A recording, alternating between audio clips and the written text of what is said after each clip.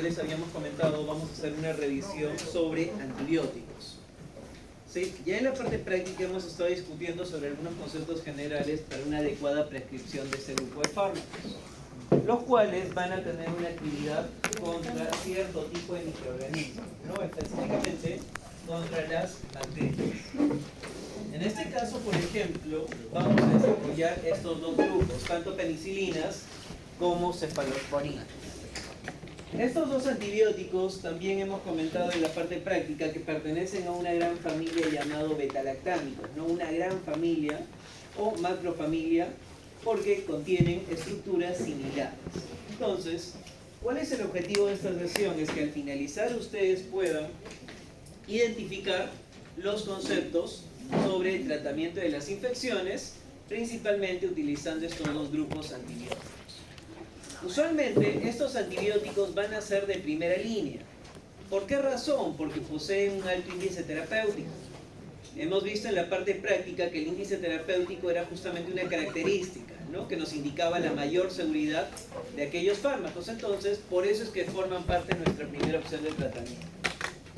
Pero ciertamente no solamente vamos a tener penicilinas o cefalosporinas, existen otra serie de antibióticos. ¿Cómo utilizar cada uno de estos antibióticos? Bueno, dependerá de la selección del antibiótico, la vía de administración y realizando una dosificación adecuada. Por ejemplo, si yo tenía una infección leve, ¿cuál era la recomendación?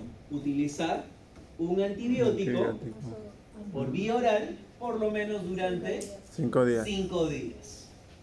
Si yo tenía una infección moderada,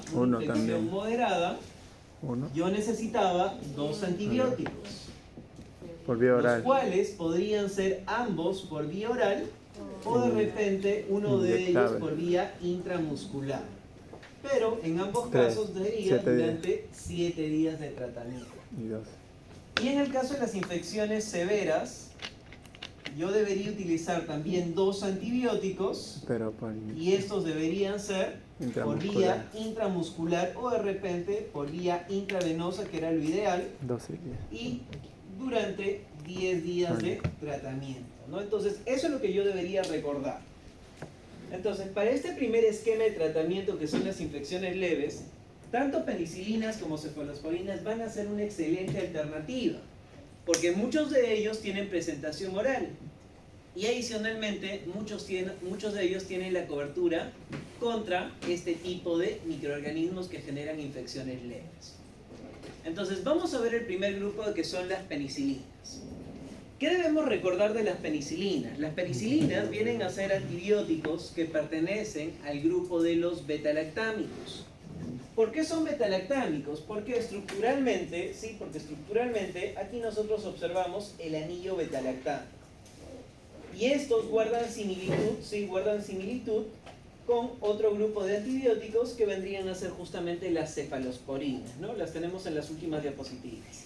Tanto penicilinas como cefalosporinas tienen un anillo betalactámico, aunque ya por ahí se van a distinguir porque presentan ciertos radicales diferentes, ¿no? Pero esencialmente ambos son betalactámicos.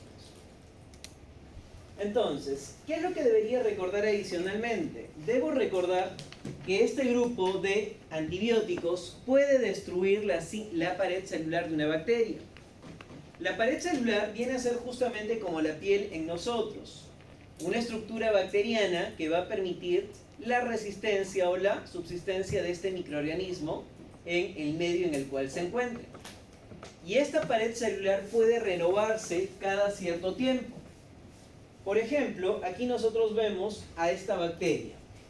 Esta bacteria tiene una membrana celular, pero por fuera tiene una pared celular. Esta pared celular, si la vemos con una lupa, vendrían a ser pequeños monómeros de peptidoglicano, ¿no? En caso de gram positivos. Para que se pueda formar esta pared de peptidoglicano, yo necesito 2 cosas.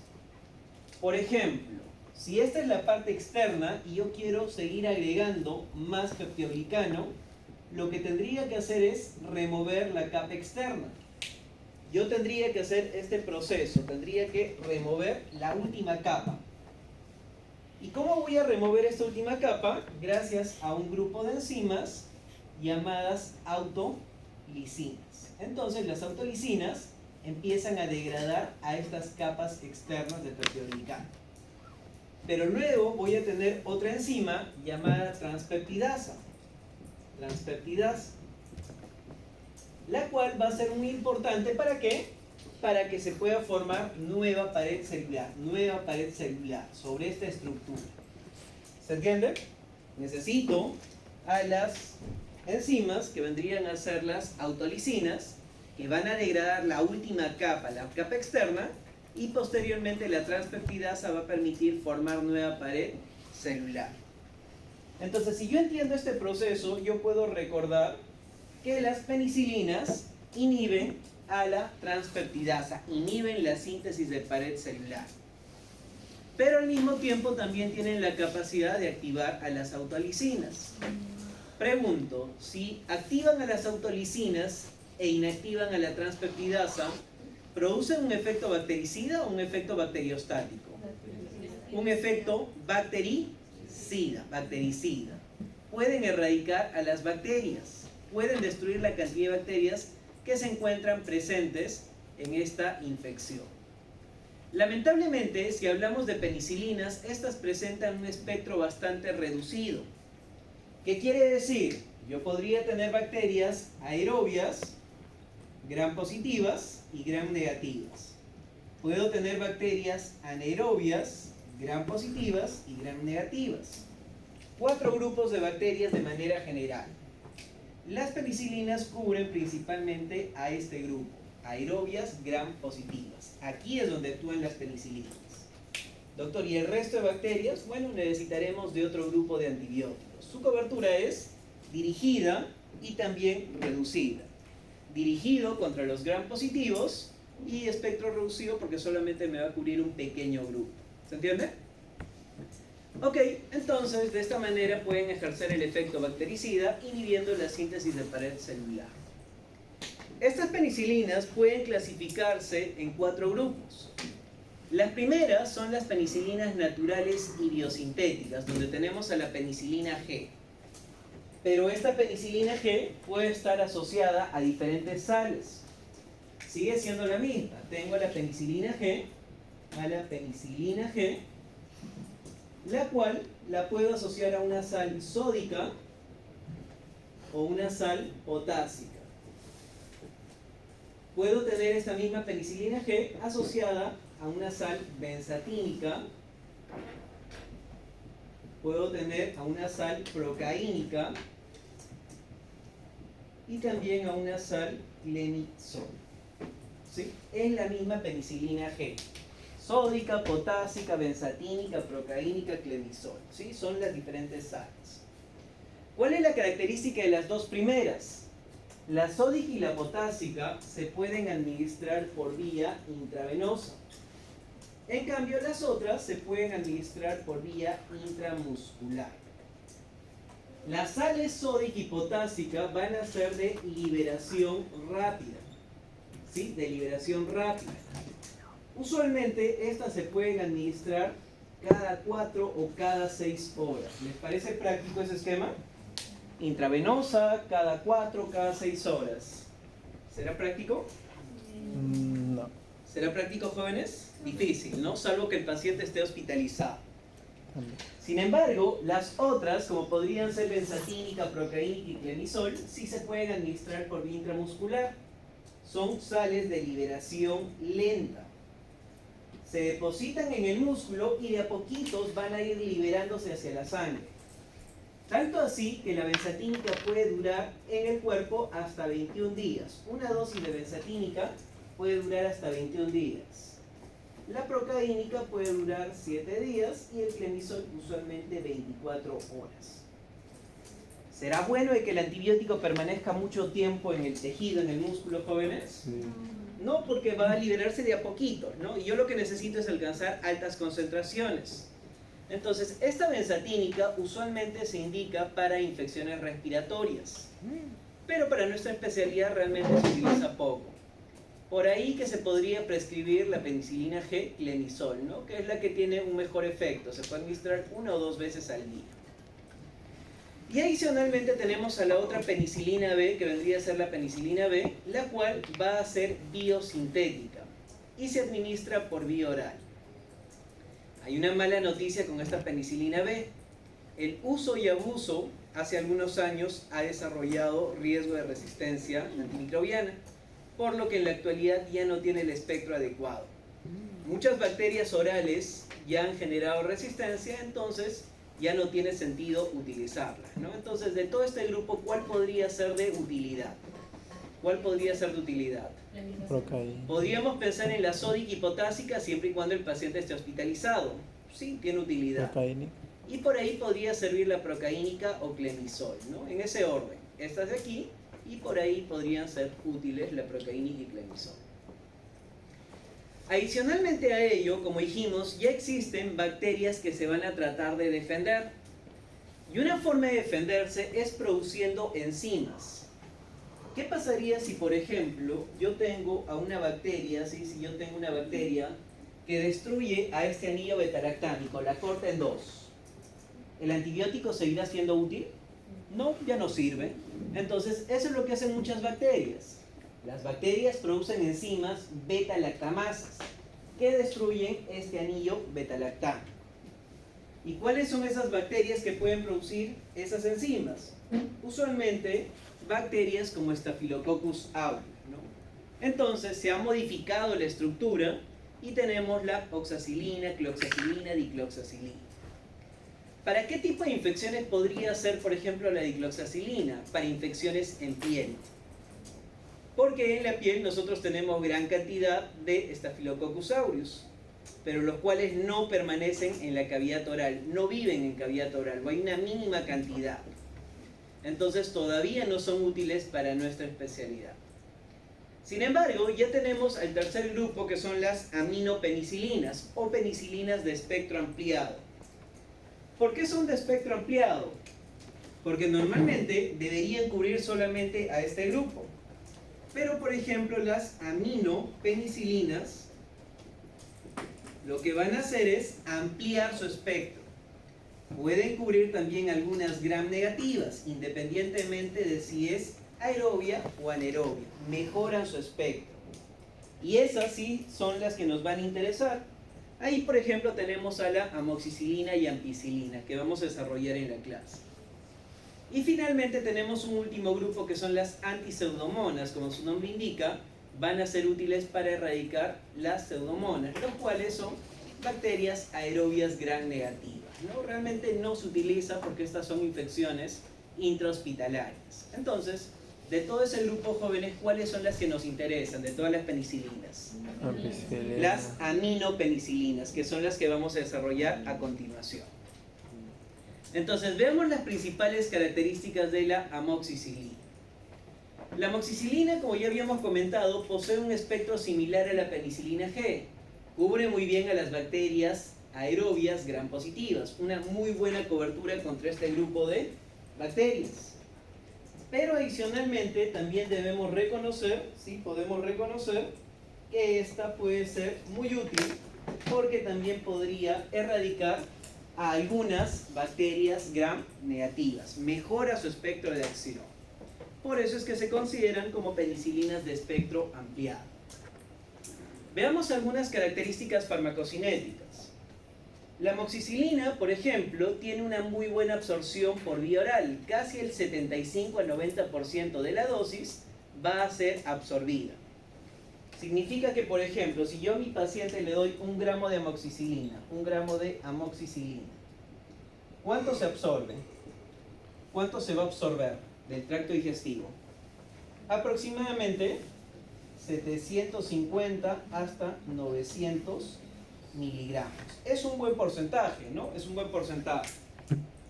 Entonces, al tener un adecuado porcentaje, puede ser de gran utilidad para la vía oral. ¿Qué otra característica debemos destacar? Que este porcentaje no se va a modificar si yo lo administro con o sin alimentos. Podría darle con los alimentos y voy a mantener esta misma cantidad. O sin alimentos también podría mantener este mismo porcentaje. Es uno de los pocos antibióticos que no va a modificar ese porcentaje. Otra característica que debo recordar, su tiempo de vida media va a ser bastante corto, aproximadamente entre 1 a 1.2 horas. ¿Sí? ¿Y por qué me podría ser de utilidad este dato, jóvenes? ¿Por qué podría ser de utilidad este tiempo de vida media? Porque gracias al tiempo de vida media yo puedo determinar el intervalo de administración. Puedo administrarle más. ¿Sí? Gracias a ese tiempo de vida media yo puedo determinar justamente el intervalo de administración. Y este tiempo de administración o intervalo de administración se va a calcular multiplicando 4 veces el tiempo de vida media más el efecto post-antibiótico. Esa es la forma de definir si lo administro de repente cada 6, cada 8, cada 12, cada 24 horas. Depende del tiempo de vida media y también depende del efecto post-antibiótico. ¿Cuánto es 4 por 1.2, jóvenes? ¿Cuánto es 4 por 1.2? ¿48? ¿4.8? 4.8. ¿Cuánto le faltaría de efecto post-antibiótico? El efecto post-antibiótico es más o menos entre 2 a 3 horas. Entonces, considerémosle 3 horas. 3 más 4.8, ¿cuánto sería? 7.8 más o menos 8 horas. ¿Cada cuánto debería administrar la amoxicilina? Cada 8 horas, ¿no? Entonces, de esa manera yo puedo determinar. Entonces, a pesar de tener un tiempo de vida media bastante corta, vamos a administrarle cada 8 horas por su efecto post-antibiótico. Pero dirán, ¿qué cosa es el efecto post-antibiótico? Una característica que tienen los antibióticos para seguir erradicando a los microorganismos cuando estos se depositan en los tejidos. ¿Sí? Va a tener esa capacidad de poder seguir erradicando a los microorganismos a pesar de que estos han sido eliminados. Ok, jóvenes, ¿se va entendiendo? ¿Preguntas, dudas? ¿Sí? ¿Todo claro? Ok. Estas dos últimas características que vemos aquí, por favor, recuérdenlas, porque van a repetirse para todos los betalactámicos o en su mayoría en todo caso. Por ejemplo, los betalactámicos, tanto penicilinas como cefalosporinas, van a tener baja biotransformación hepática. Significa que si yo consumo amoxicilina, esta va a pasar por vía oral, llega a la sangre, se distribuye, regresa al hígado y en el hígado va a ser nuevamente eliminado como tal, sin modificaciones o en un mínimo porcentaje. Entonces, ¿será seguro para un paciente con problemas hepáticos jóvenes? ¿Va a ser seguro si no se biotransforma? ¿Va a ser seguro? Pregúntense. A ver, veamos. Yo tengo un fármaco que llega al hígado y no se modifica. Así como llegó, así mismo se va. ¿Será importante el hígado? ¿Será importante si el hígado no le hace nada a esta molécula? Realmente no. Entonces, así yo tenga el hígado completamente destrozado, el fármaco llega y como no le va a generar mayor daño, se va a eliminar de la misma manera. ¿Se entiende? Entonces, las penicilinas y cefalosporinas, recuerden, son bastante seguras, incluso para pacientes con cirrosis, con enfermedad hepática. Pero fijémonos, ¿cuál es la vía de eliminación de esta penicilina? ¿Cuál es la vía de eliminación? Va a ser principalmente por vía renal. Entonces, ¿importará si mi paciente tiene falla renal? Aquí sí, ¿verdad? Entonces, cuando hay falla renal, prohibido penicilinas, cefalosporinas. Pero cuando hay problemas hepáticos, sigue siendo bastante seguro porque no se biotransforma.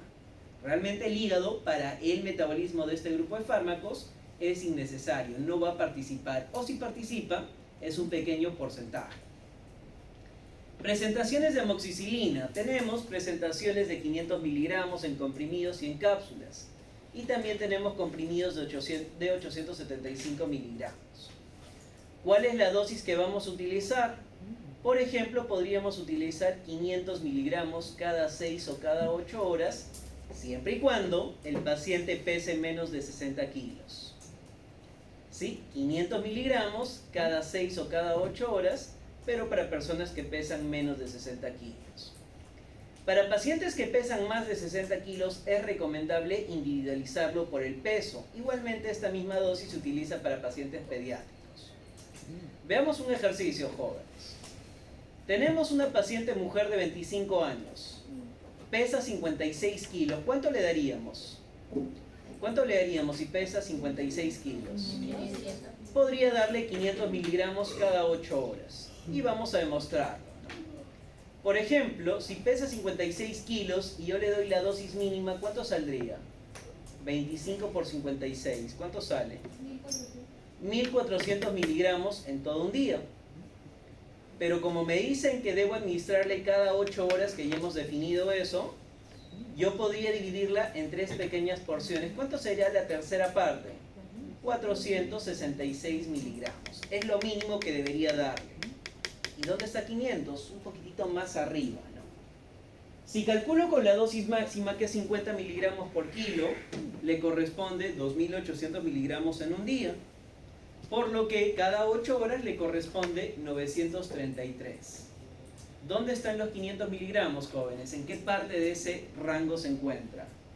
¿En lo mínimo, en lo máximo o en qué punto se encuentra? Muy cercano a lo mínimo, 500. ¿Con 500 miligramos será útil para una infección? Como que me está generando dudas, ¿no? Un doctor, de repente. ¿Cuánto le podríamos dar mejor? 875, 600, 700, pero tenemos las presentaciones sólidas. Recordemos esta presentación sólida, ¿no? Tenemos 875 miligramos. Podría ser más adecuado. Pero ¿qué pasaría si el paciente ya no pesa 56 kilos? ¿Cuánto pesa, Pedro? Pedro, ¿cuánto pesa? Yo no. ¿Cuánto pesa? No me he pesado nunca. Aprox. ¿Cuánto pesaba Hugo? Es que esa vez no pesamos esa vez no pesamos, y él vio mi peso. No piensen mal, no piensen mal. ¿Cuánto pesa usted? ¿Cuánto pesa? 79 kilos. Aproximadamente tenemos aquí un paciente que tiene un peso aproximado, ¿no? 82, casi cercano. Este paciente acude a la consulta igualmente con el mismo diagnóstico, un absceso dentalveolar, una infección leve. ¿Qué pasaría si yo le doy 500 miligramos? ¿Ustedes creen que 500 miligramos va a ser útil? Si hemos visto el ejercicio anterior, ¿será útil? No, ¿verdad? Entonces, hagamos la individualización, hagamos el cálculo. 25 miligramos por kilo al día, por el peso que es 82 kilos. ¿Cuánto le corresponde?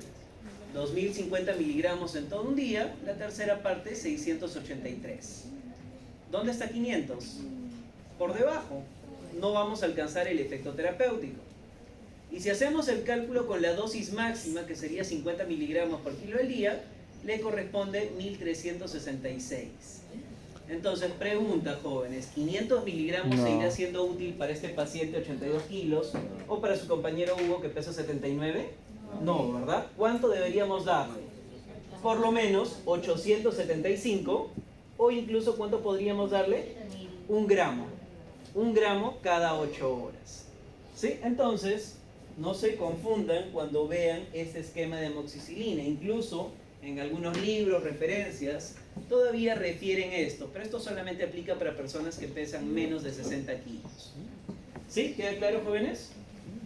¿Preguntas, dudas sobre amoxicilina, que es la que más nos interesa?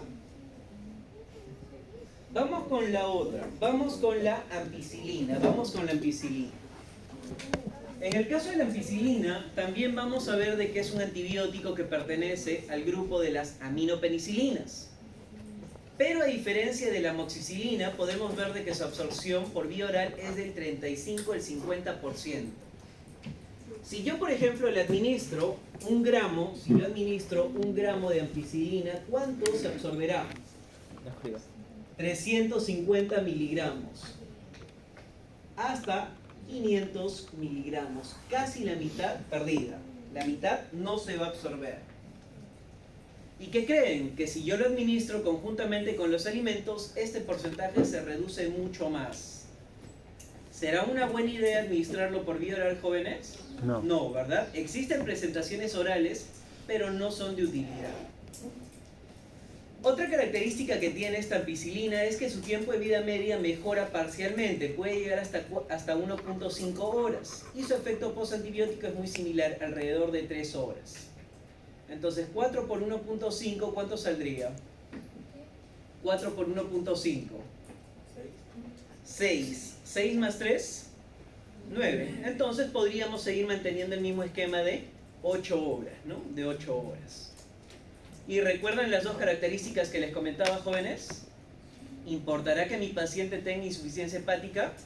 No, porque realmente no se biotransforma o la biotransformación es muy pequeña. ¿Importará si mi paciente tiene problemas renales? Sí, porque ahora sí tiene una gran eliminación. Casi el 75 a 90% se va a eliminar justamente por los riñones. Características que se van a repetir con la mayoría de betalactámicos. Las presentaciones, como dijimos, existen presentaciones orales, cápsulas, tabletas, pero realmente no tienen mayor utilidad para nuestra especialidad, ¿no? ¿Por qué? Porque su absorción es bastante pobre, ¿sí? Tiene una pobre absorción por vía oral. Y peor aún si yo la administro conjuntamente con los alimentos. Sin embargo, yo tengo esta presentación en ampolla. Tengo 1 gramo para administración intramuscular o administración intravenosa.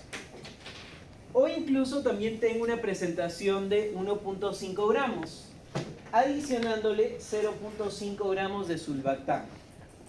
¿Qué cosa es el sulbactam o qué cosa es el ácido clavulánico? El ácido clavulánico o el sulbactam vienen a ser fármacos que van a proteger, ¿sí? Que van a proteger la estructura de este anillo betalactámico. ¿Recuerdan que las bacterias producían enzimas que destruían esto? Sí. Es como colocarle un escudo. El ácido clavulánico y el sulbactam son moléculas que protegen.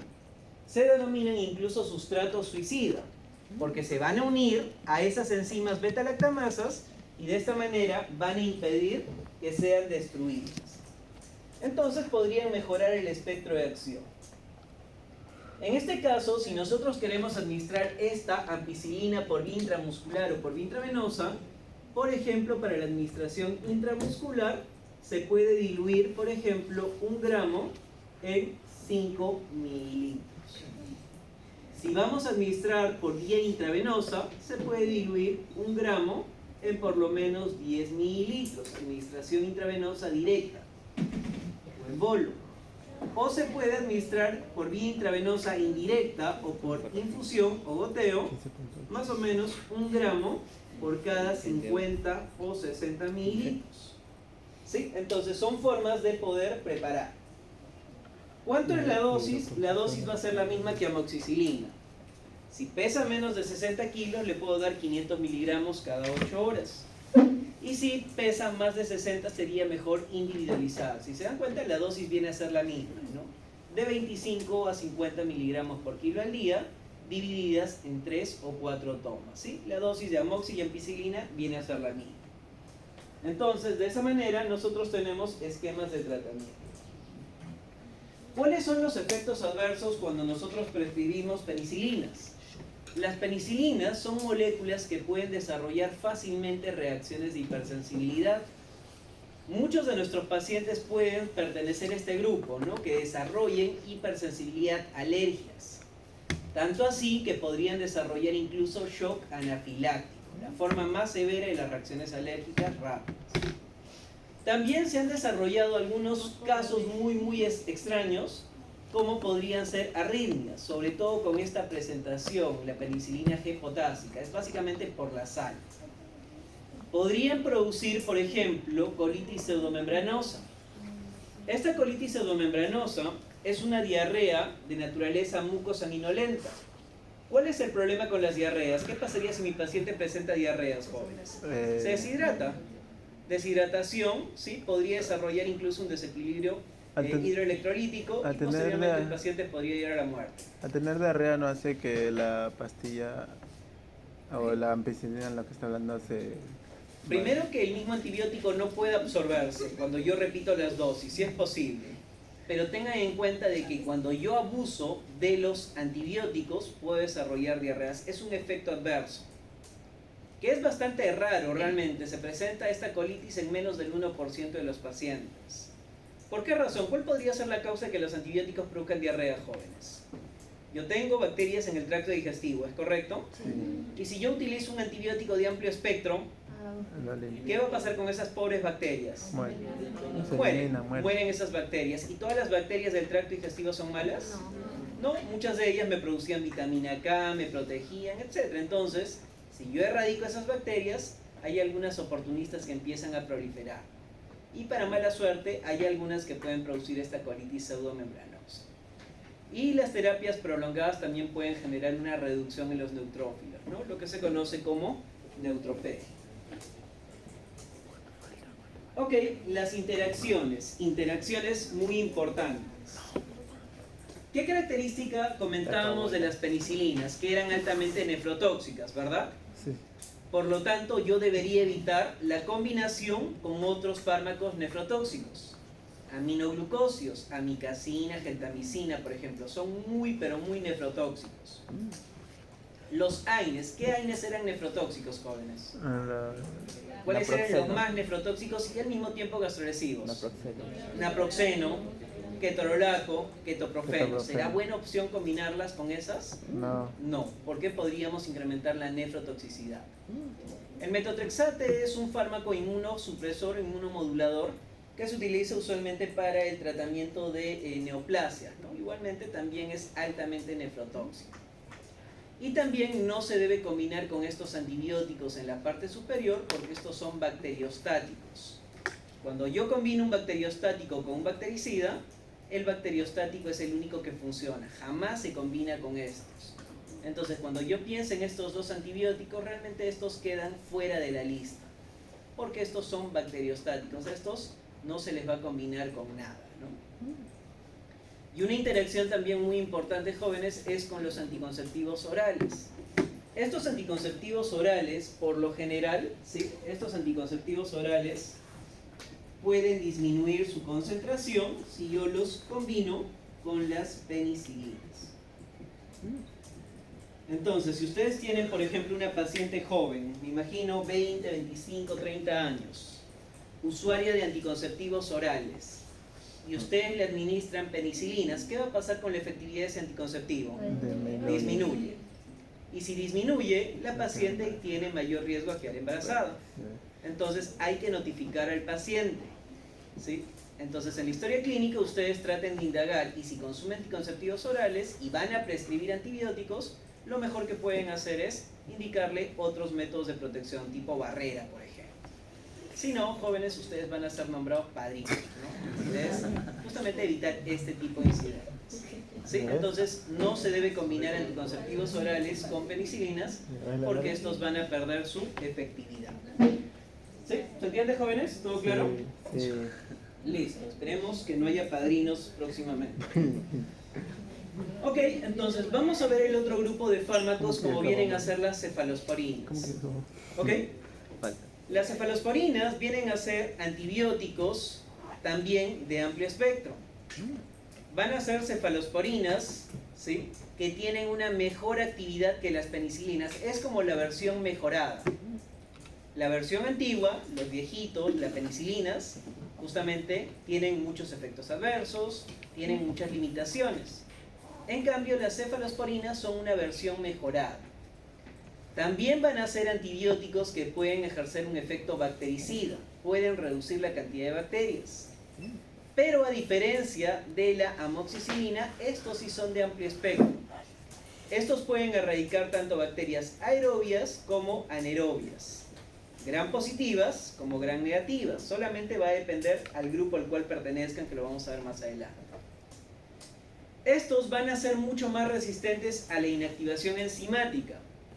¿Recuerdan quién protegía a la ampicilina o quién protegía a la amoxicilina, jóvenes? Para que las enzimas no destruyan esta estructura, el ácido clavulánico o el mismo sulbactam, ¿verdad? Necesitábamos asociarlo para mejorar. En este caso, las cefalosporinas, sí, las cefalosporinas ya no requieren de estos fármacos. Por sí solos ya son mucho más resistentes. Adicionalmente, van a mejorar mucho las características farmacocinéticas. Incluso algunos se pueden administrar 2 veces o 3 veces, o de repente 2 veces al día o una sola vez al día. O incluso podemos observar de que estas cefalosporinas pueden mejorar su tiempo de vida media, ¿sí? Mejoran bastante su tiempo de vida media. Y obviamente los efectos adversos también se van a reducir. Son una versión mejorada. Entonces, ¿cuál es el mecanismo de acción? Igual que en el caso anterior, van a inactivar a la transpeptidasa. ¿Recuerdan dónde se encontraba la transpeptidasa, jóvenes? ¿Recuerdan dónde veíamos a la transpeptidasa? Membrana. ¿En la membrana o en la pared? No, en la pared, En la pared, ¿no? Aquí teníamos a la transpeptidasa. Y esta transpeptidasa formaba nueva pared celular. Bueno, las cefalosporinas también van a inactivar a esta enzima. Y si ya no tenemos transpeptidasa, la pared celular va a ser defectuosa, lo que permite que esta bacteria sea destruida con mayor facilidad. Específicamente por un proceso llamado acilación. Por lo tanto, podemos observar de que las cefalosporinas también son antibióticos que pueden destruir, ¿no? Que pueden provocar la lisis bacteriana o muerte bacteriana. La clasificación. Para la clasificación sí les pido que despierten, por favor, jóvenes, para entender cómo es que actúan estos antibióticos. ¿Ya ves, Sandro? Pero, ¿despertamos? Sí, despertamos, ¿no? ¿Ya ves, Sandro? Entonces, tenemos 5 generaciones de cefalosporinas. Primera generación, segunda generación, tercera generación, cuarta y quinta generación. ¿Sí? Tenemos 5 generaciones de cefalosporinas. Por ejemplo, las de primera generación, ¿cuál es la característica de las de primera generación? Tenemos a la cefalexina, cefazolina, cefadroxilo. Las de primera generación son muy buenas contra gram positivas, excelentes contra bacterias gram positivas. Doctor, ¿importa si son aerobias o anaerobias? No, lo único que interesa es el tipo de pared celular que presenta. Esto es lo que nosotros vemos normalmente en la pared celular de una bacteria. Esta es una gram positiva que tiene gran pared de peptidoglicano. En cambio, una gram negativa, ¿qué es lo que tiene? Una pared de peptidoglicano muy delgadita, pero en compensación tiene doble membrana, ¿no? Eso es lo que han visto en microbiología. ¿Recuerdan? Claro. Sí, claro que sí. Entonces, las de primera generación son excelentes contra las gram positivas, pero en contraste son muy débiles contra las gram negativas. ¿Qué pasa con las de segunda generación? Como podría ser, por ejemplo, cefaclor, cefuroxima. Estas van perdiendo su actividad contra las gram positivas, ya no son tan eficaces, pero mejoran su actividad contra gram negativas. Las de tercera generación siguen perdiendo actividad sobre gram positivas, pero mejoran notablemente sobre gram negativas. Y las de cuarta y quinta generación copian lo mejor de ambos grupos, son muy buenas contra gram positivas y al mismo tiempo también muy buenas contra gram negativas. ¿Se entiende? De esta manera, si yo quisiese erradicar bacterias gram positivas, ¿en quién pensaría? La primera generación. En las de primera generación y por ahí en las de segunda generación. ¿Y por qué no en las de cuarta y quinta generación? A estas se reservan más para tratamiento intrahospitalario. ¿Sí? Se reservan mucho más para el tratamiento de infecciones severas. Entonces queda fuera de nuestras manos las de cuarta y quinta generación. Salvo situaciones excepcionales que ameriten, ¿no? Salvo que yo esté controlando una infección severa. Incluso estas solamente tienen presentaciones parenterales. Entonces, ¿de qué me serviría la ceftarolina, por ejemplo, para una infección leve? No. ¿Puedo utilizarla intravenosa para una infección leve? No justifica. Cefepime igualmente, intramuscular intravenosa, ¿podrá ser útil para leve? No. ¿Moderada a febril? Tampoco. Para la febril quizá, podría ser. Pero para la infección severa es donde debería reservarla, ¿no? Entonces, ¿y qué pasaría, por ejemplo, si quiero erradicar bacterias gram negativas? La tercera. ¿Tercera generación o segunda segunda. generación? ¿Me dejo entender? Entonces, de acuerdo al espectro que van a tener, puedo escoger a los de primera, segunda o tercera generación. Entonces, los que vemos en color verde son los que vamos a desarrollar el día de hoy en la teoría, ¿no? Faltaría resaltar a la cefazolina que nos faltó ahí. ¿Sí? Entonces, cefalexina, cefazolina, cefadroxilo, cefaclor y ceftriaxona. Ya no puedo comer nombre ya. Vamos con la primera, vamos con la cefalexina. Vamos con la cefalexina. No, mano. No quiero ¿Qué pasar debemos a la identificar de la cefalexina, jóvenes? La cefalexina viene a ser una cefalosporina de primera generación. Tiene muy buena absorción por vía oral, alrededor del 90%. 90% de su dosis va a absorberse por el tracto digestivo. Pero esta absorción debe darse sin alimentos. Los alimentos, de lo que tenía 90%, lo pueden bajar hasta un 30%. Entonces pierdo gran porcentaje cuando yo lo administro con alimentos. ¿Cuál sería la recomendación entonces si no le puedo dar con alimentos? Por ejemplo, podría decirle o bien 1 hora antes, o si no, 2 horas después. ¿Sí? 1 hora antes de su desayuno, 1 hora antes de su almuerzo, o 1 hora antes de su cena, o bien 2 horas después de los alimentos, para que mantenga este 90% de absorción. ¿En ayuno? ¿Sí? No es ayuno ya estaríamos hablando de por lo menos 6 a 8 horas. Solamente separado, 1 hora antes de los alimentos. O si no, si el paciente ya consumió sus alimentos, después de 2 horas, ¿no? Toma su desayuno a las 6 de la mañana, 7 de la mañana, a las 9 podría consumir su cefalexina. Por ejemplo, también podemos ver de que su tiempo de vida media sigue siendo bastante corto. Aproximadamente es 0.9 horas. 4 por 0.9 son más o menos 4, ¿no? 3.6, 4, casi 4. ¿Cuánto vendría a ser su efecto postantibiótico? Su efecto postantibiótico es alrededor de 2 horas. ¿Cada cuánto tiempo debería administrar la cefalexina entonces? Cada 6 horas. Otra limitante que todavía tiene la cefalexina. Se administra 4 veces al día, ¿sí? Cada 6 horas. ¿Recuerdan las dos últimas características que comentábamos de las penicilinas, de las cefalosporinas? Sí, ¿verdad? No sufre reacciones de biotransformación, seguros en pacientes con problemas hepáticos. Sí. Y su eliminación va a ser por vía renal, filtración glomerular, secreción tubular. Entonces sigue manteniéndose esas características. Dígame. Siempre 6 horas. Se puede administrar cada 8 horas, usualmente cuando lo asocio. En estos esquemas puedo utilizarlo cada 8 horas. Cuando yo los combino, por ejemplo, con metronidazol. Pero si lo voy a utilizar de forma individual, sería mejor cada 6 horas, ¿no? Aunque también hay algunas recomendaciones que dicen que puedes darlo cada 8 horas, pero cada 6 sería lo más adecuado para la cefalexina. Algunos nombres comerciales, por ejemplo, tenemos aquí al Keflex, ¿no? Hay presentaciones en cápsulas y en tabletas. ¿Cuál es la que más nos interesa? La de 500 miligramos, ¿sí? La de 500 miligramos. ¿Cuál es el esquema de administración de la cefalexina? Por vía oral, 500 miligramos cada 6 horas.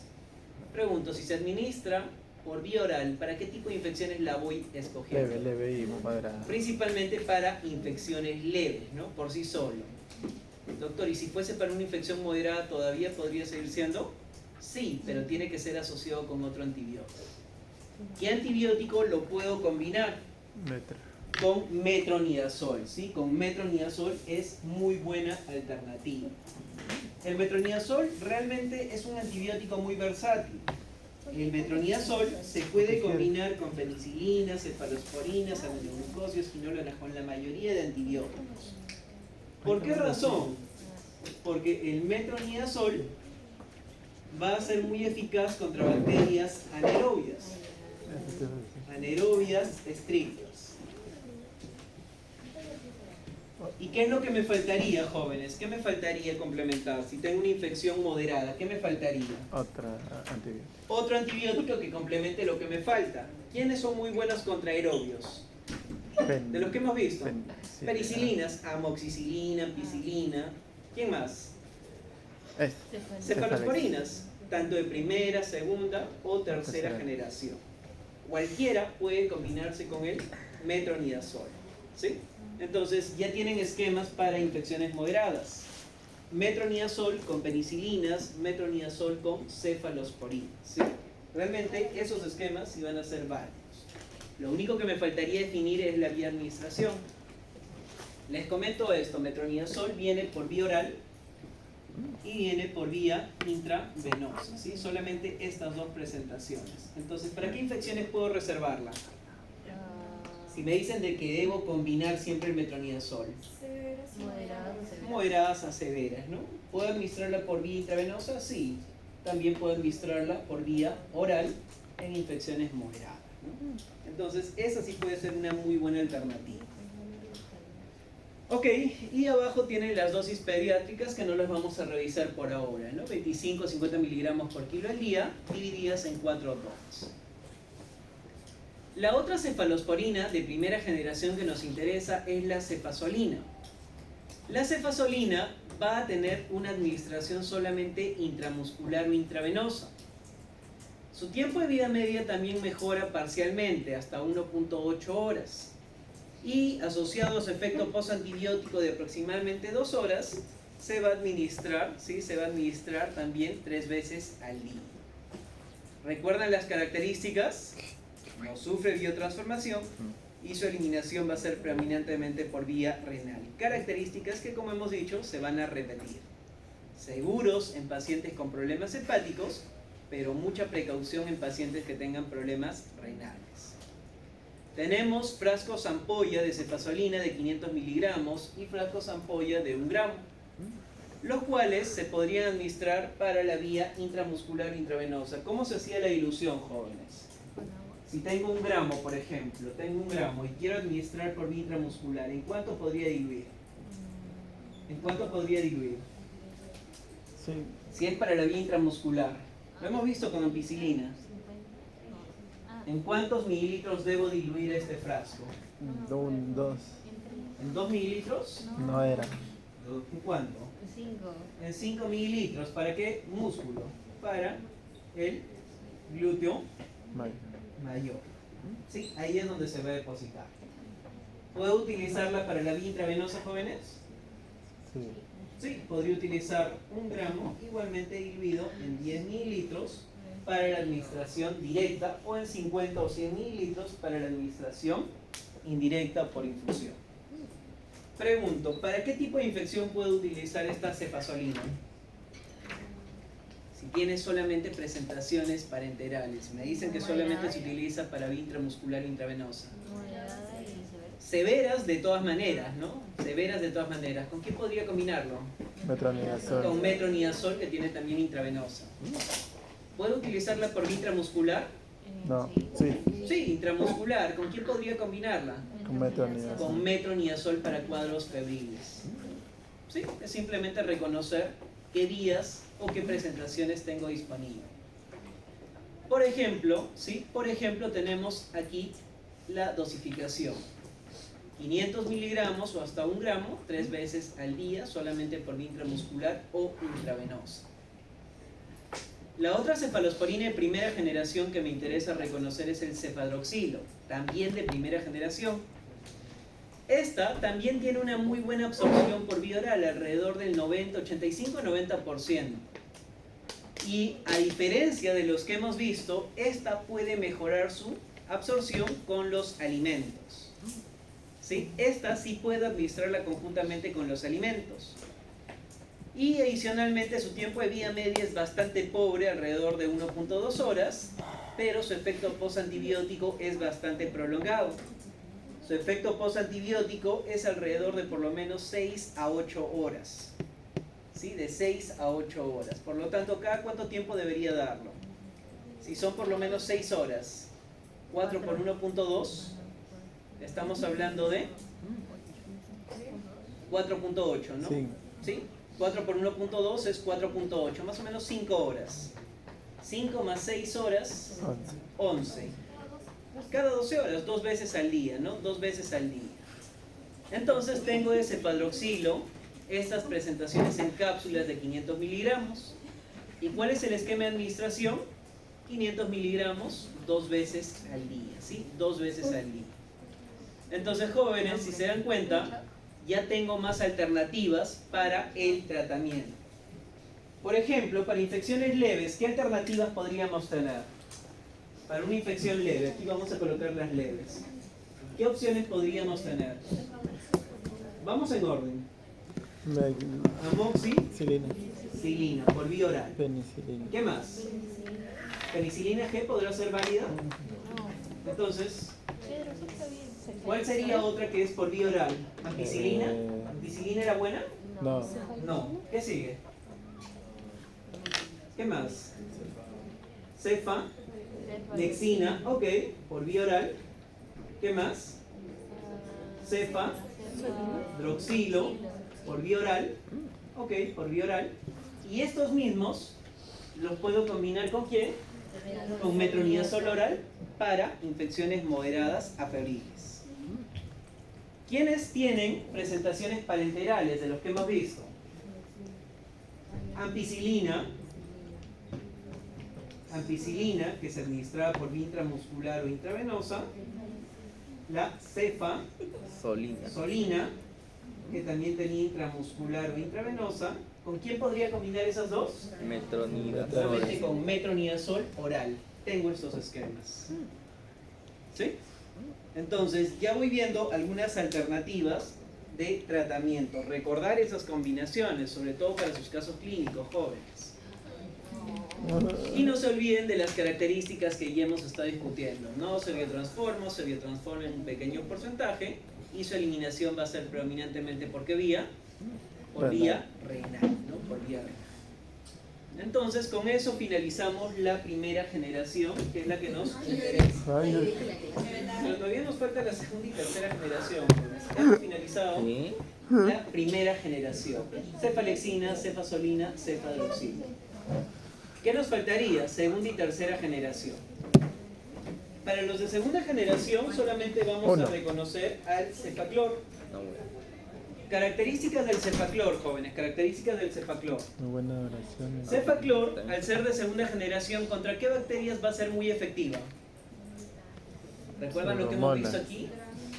Contra las gram negativas. Mejoran su acción contra las gram negativas, pero al mismo tiempo también van perdiendo efecto contra las gram positivas. Este cefaclor, por ejemplo, al igual que el cepadroxilo, mejora su absorción en presencia de alimentos. Y al mismo tiempo, su tiempo de vida media todavía no es tan buena, pero se administra 3 veces al día. Características que debo recordar de las penicilinas cefalosporinas. Seguras en pacientes con problemas hepáticos, pero peligrosas en pacientes con alteraciones renales, ¿no? Características que se van a repetir. ¿Qué presentación tenemos del cefaclor? Cápsulas de 500 miligramos y estas se van a administrar una sola vez al día. Entonces, ¿puedo agregar uno más? Sí, ¿verdad? Entonces voy a agregar aquí uno más a la lista. Además de cefadroxilo, el cefaclor por vía oral. ¿Sí? Cefaclor por vía oral. Entonces, tenemos tanto a las de primera y segunda generación como muy buenas alternativas para infecciones odontogénicas, ¿no? Para infecciones odontogénicas, tanto las de primera y segunda generación pueden ser muy útiles en nuestro tratamiento.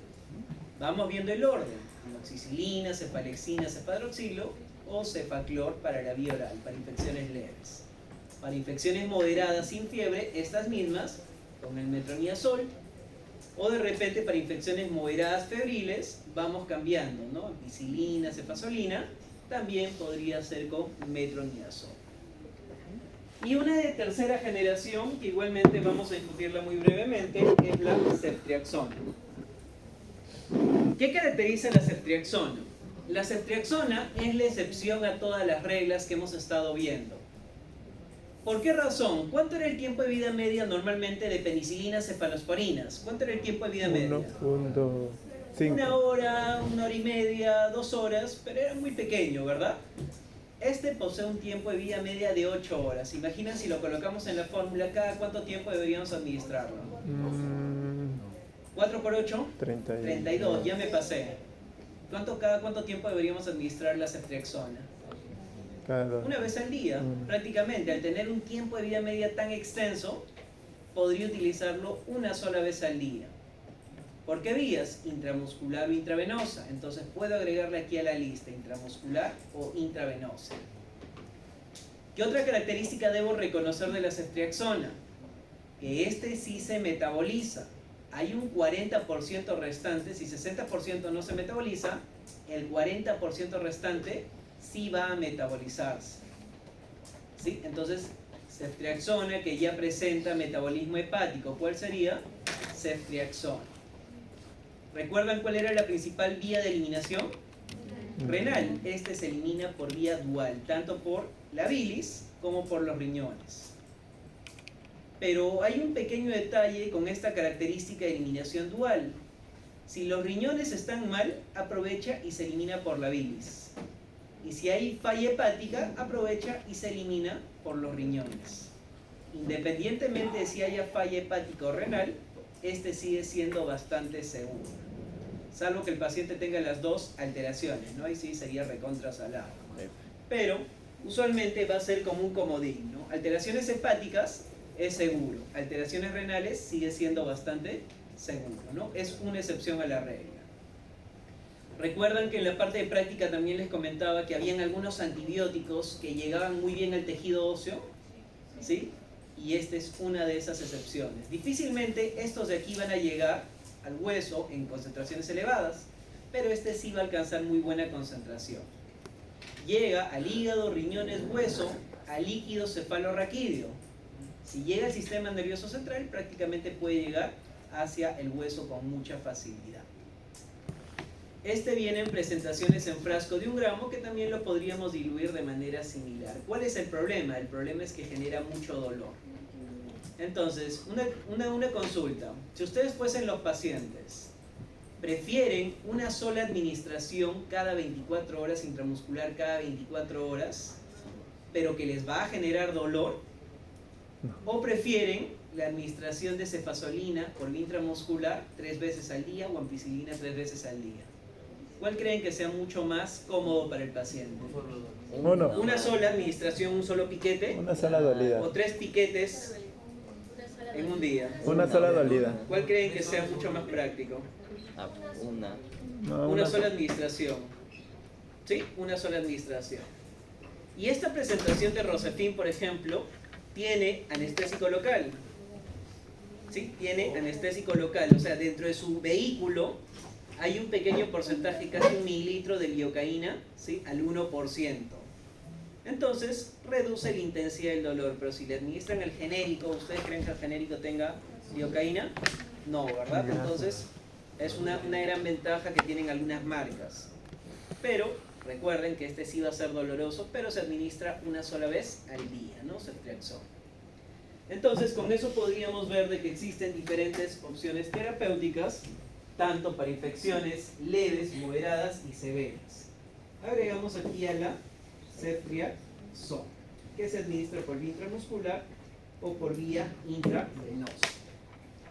Y ya para finalizar, jóvenes, lo último que nos faltaría son efectos adversos. ¿Qué efectos adversos pueden producir? Muy similares a las penicilinas. Hipersensibilidad,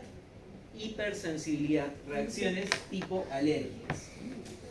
Esto lo hemos visto anteriormente. Tanto penicilinas como cefalosporinas tienen un anillo betalactámico. Entonces, si yo tengo un paciente alérgico, me dice, doctor, soy alérgico a la amoxicilina, ampicilina, ¿le voy a administrar una cefalosporina? ¿Sí le voy a administrar, señorita? No le voy a administrar. Y para mi mala suerte, ¿quiénes son los que tienen mayor reacción cruzada? Las de primera generación y las de segunda generación. Las que más yo voy a utilizar de forma ambulatoria. Entonces, vuelvo a preguntar, ¿se puede administrar una cefalosporina a un paciente alérgico a las penicilinas? No. Y si es alérgico a las penicilinas, tampoco debería administrar cefalosporinas, ¿no? No debería utilizarlas. Otro efecto adverso que podría producir también es trombocitopenia o también nefrotoxicidad. Creo que nefrotoxicidad se entiende, ¿no? Porque se elimina justamente por esa vía. Pero podría producir también trombocitopenia y también hipoprotrombinemia. ¿Recuerdan a la trombina, jóvenes? Factor 2 de la coagulación, ¿sí? A la trombina. Y esa trombina dependía de un hígado saludable, pero también dependía de la vitamina K. Si yo utilizo un antibiótico de amplio espectro, ¿qué hará con mis pobres bacterias que producían vitamina K? Los destruye. ¿Tendré vitamina K? No hay vitamina K. Si no hay vitamina K, ¿tendré protrombina? No, entonces esto también es una consecuencia de utilizar cefalosporinas. Pero realmente es bastante raro, ¿no? Es un efecto adverso bastante raro. Y lo último, sí, con esto finalizamos, jóvenes. Estos antibióticos pueden producir reacciones tipo disulfiram. ¿Pero qué son las reacciones tipo disulfiram? Cuando yo combino un antibiótico con el alcohol. ¿Qué puede suceder si yo combino un antibiótico con el alcohol? Puedo potenciar los efectos adversos de este uno. ¿Qué antibióticos son usualmente los peores? Metronidazol. Metronidazol. Podemos tener también bastante cuidado con las cefalosporinas. Debemos tener cuidado, por ejemplo, con el grupo de las inolonas, como ciprofloxacino, y también con las tetraciclinas. Ok, entonces con eso veríamos justamente los efectos adversos. Y para pacientes gestantes son bastante seguras porque son categoría B, e igualmente en lactantes. Listo, con eso finalizamos la sesión. Son libres. Ahí sí despiertan.